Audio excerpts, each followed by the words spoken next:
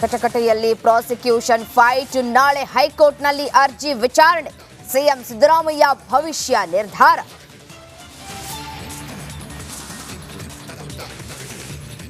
ರಾಜ್ಯಪಾಲರ ವಿರುದ್ಧ ಕೈ ಪ್ರಾಸಿಕ್ಯೂಷನ್ ಸಮರ, ಆರ್ಟಿಐ ಪ್ರಶ್ನೆಗಳಿಗೆ ಸಿಕ್ಕ ಉತ್ತರ, ಗವರ್ನರ್ ಆನ್ಸರ್ಗೆ ಕಾಂಗ್ರೆಸ್ ತತ್ತರ.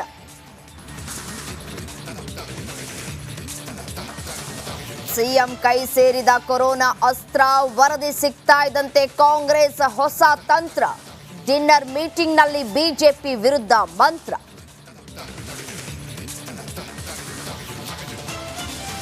ಕಂಬಿ ಹಿಂದೆ ಕಾಟೇರ ಕಂಗಾಲು, ಪೊರ್ಕಿ ಪತಿ ಕಂಡು ಪತ್ನಿ ಕಣ್ಣೀರು, ಬಳ್ಳಾರಿ ಜೈಲಿನಲ್ಲಿ ಭಾವುಕ ದಂಪತಿ.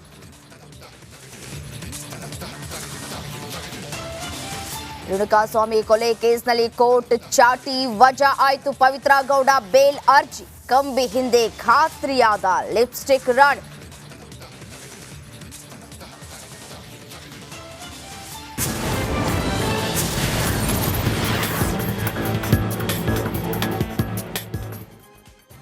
ಟಾಪ್ 30 ಸುದ್ದಿಗಳನ್ನು ಒಂದೊಂದಾಗಿ ನೋಡ್ತಾ ಹೋಗೋಣ.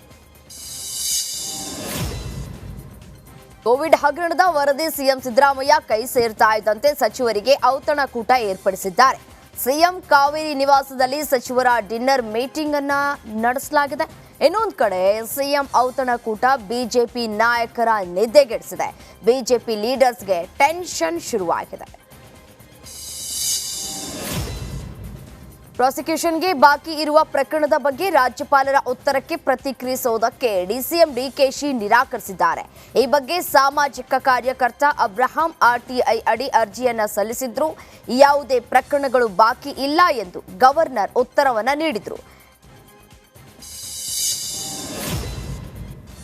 ಸಿಎಂ ಸಿದ್ದರಾಮಯ್ಯ ವಿರುದ್ಧ ಪ್ರಾಸಿಕ್ಯೂಷನ್ ವಿಚಾರವಾಗಿ ಗದಗದ ಶಿರಹಟ್ಟಿಯಲ್ಲಿ ಕೇಂದ್ರ ಸಚಿವ ಜೋಶಿ ಕಾಂಗ್ರೆಸ್ ವಿರುದ್ಧ ವಾಗ್ದಾಳಿಯನ್ನ ನಡೆಸಿದ್ರು. ತಪ್ಪು ಮಾಡಿಲ್ಲ ಅಂದ್ರೆ ಭಯ ಯಾಕೆ?